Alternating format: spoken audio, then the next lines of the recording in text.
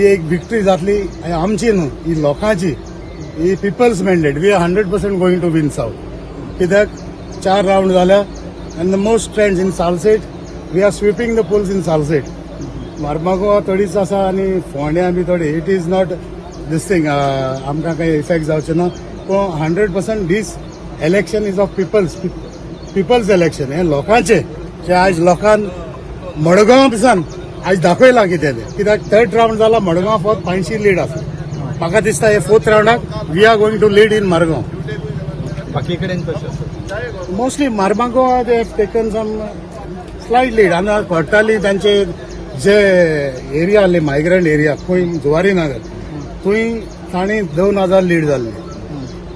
गेले पावटी 6000 ह्यो पावटी 2000चेर आनी ती आमी आतां आमचे कोस्टल बेल्ट पावत येता येता लीड कमी जायत वयता so we are going to win in Cortalim also and that will balance in Mormugao taluka खंयचे कॉन्स्टिट्युएन्सीन लीड चड दिसता तुमकां थंय म्हाका दिसता हेजी सावड्डे समथींग 3-4 हजार जाल्ली आनी एक काणकोण कितें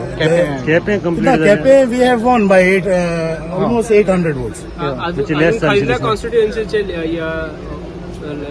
बाकी